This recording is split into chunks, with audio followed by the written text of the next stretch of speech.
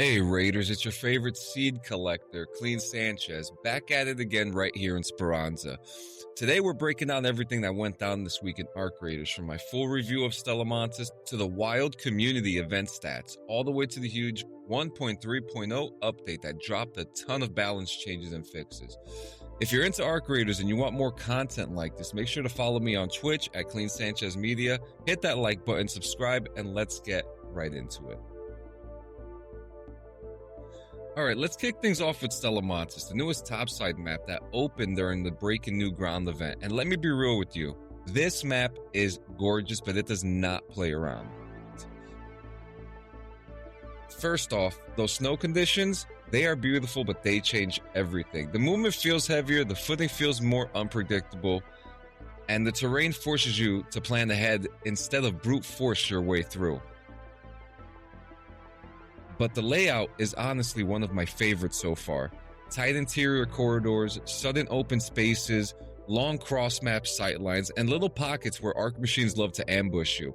It feels abandoned, cold, dangerous, and alive all at once. They nailed the atmosphere. But let's talk about the Shredder arc that just got introduced. This thing is a menace. It stalks players through hallways, cuts off escape routes, and punishes anyone who tries to outrun it instead of outsmarting it. With the new tuning, reduced turn speed, better braking, more stable movement, it feels deadly but predictable if you pay attention. As of this video recording, I have not yet fought the Matriarch. I've only seen it. I'm playing with a lot of friends right now who are just getting the game, so when I have some insight on the Matriarch, I'll throw it in here. But Stella Montis isn't a run and gun map. It's a think before you move map, and honestly, I'm loving the change of pace. Now let's move into the dev update from November 19th, because the numbers they shared they're unbelievable, because we showed up hard. So over 25 million visits to Stella Montis. One raider donated 24,375 resources by himself. 2,270,576 raiders knocked down by the Shredder. I was one of them. 37,218 raiders blew themselves off with a deadline. The radius on that thing is insane. So if you put it down, make sure you run. And this is a crazy stat. Someone please explain to me how 117 raiders managed to down themselves with a volcanic rock. I have no idea, but hilarious. I really need to see a video of this. But Phase 2 is officially here, staking our claim, and you earn merits now by visiting any topside map. They're tied to your XP gains, and you can stack them to unlock weapons, gadgets, cosmetics, and tokens for your raider. This phase runs until December 8th, so make sure you get out there and start grinding. And if you're playing solo, I recommend sticking to the areas where Arc presence is absolutely lighter, because you'll rack up XP faster without getting dogpiled. Now let's go into the big one, update 1.3.0, and there's a lot in here, and I'm going to break it down clean and simple so you know exactly what changed. So some balance changes we start off with is starting with the deadline. It got more expensive to buy, a little more valuable to sell, and the crafting recipe now requires more materials, and on top of that, the trader only stocks one at a time now. Power cells got a nerf to their cell value, so don't expect the same cash flow. Launcher ammo saw the biggest rework. You can now craft it at the workbench without needing a blueprint, and the recipe changed to make it easier to restock on the fly. Prices shifted too, but overall this is a buff to your ability to stay supply. And this is funny because I just got this blueprint yesterday. And then there's the Venator. This pistol was straight up frying entire squads, so they toned down the fire rate bonus from upgrades and made it heavier. You're still deadly with it, but now you actually have to land good shots instead of dumping a mag. Explosives got standardized. Small enemies basically stay the same, but big ones like bastions take a bit less damage.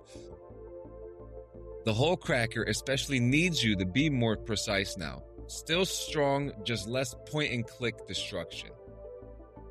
Arcbots no longer call reinforcements from outside the map. Shredder got a ton of improvements, so it reacts to lure grenades better, it moves cleaner, gets stuck way less, and overall just feels more consistent. Still scary, but less janky. A bunch of collision issues were fixed. Barricades, clipping through players, staircases, elevator shafts, and a bunch of weird ambush spots in Spaceport. Stella Montis in particular got multiple fixes. Bad spawns, invisible walls, spots you could fall through, all tightened up. The map plays way smoother now. And some other miscellaneous fixes like crashes related to Raider voice reconnecting, fixed. Weekly trial rank display, fixed. Better enemy navigation on slopes, added. AMD GPU driver recommendation updated so you crash less.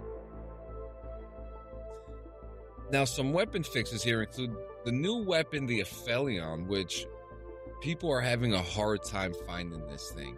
But apparently some people have it. And now the weapon fix that they put for this weapon is a tracer visibility is fixed and blueprints drop more often. So more people are finally grabbing it. And the Stitcher's reload times now upgrade correctly instead of randomly lying to you. So overall, 1.3.0 makes the game feel cleaner, smoother, more balanced, and honestly more fun. It is a great patch.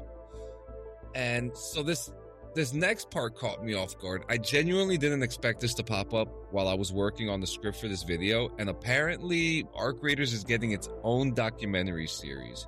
Yeah, a 3-part docuseries. So this is what's going on. The devs are putting out a behind-the-scenes series that shows how Arc Raiders went from a tiny idea to the game we're playing today. And it's not just a polished PR video, it's the real journey. The early concepts, the struggles, the reset in 2021, all the weird experiments and how they eventually figured out the extraction direction. It's being put together by Daniel Dwyer, the same guy who made those big game documentaries everybody loves, and each episode focused on a different stage of Arc Raiders development. Episode 1, Finding Arc Raiders, and this covers everything from the beginning. Literally a handful of devs hanging out in an apartment, throwing ideas at each other, sketching early enemies, building the first pieces of the world, and figure out what Arc should even feel like. Episode 2, The Life of a Raider, and this one looks like a pivot. The moment the team realized the game needed to shift into a PvPvE extraction experience, they rebuilt the gameplay loop. The world design, the sound design, all of it.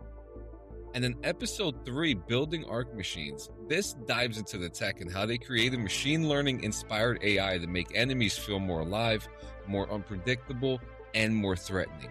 Every machine type having its own behavior, its own quirks, that sort of thing. So throughout the series, you'll also meet the devs behind it all, the directors, designers, sound people, the folks who shaped the tone of the game. A teaser for episode 1 is already out, and the full episode drops on November 21st. Episode 2 comes out the following week. And honestly, it's a cool surprise, and I'm definitely going to be watching it. And that's the full breakdown of Arc Raiders Update 1.3.0, plus a surprise docuseries announcement I wasn't expecting to talk about at all today. This patch is one of those updates that quietly lifts the whole experience without changing the soul of the game. Smoother play, better pacing, smarter economy, and some solid tuning to weapons and items. So if you enjoyed this breakdown, hit that like button, subscribe if you haven't already, and let me know in the comments what part of the update hits the hardest for you. Thanks for watching, and as always, I'll see you out there, Raiders.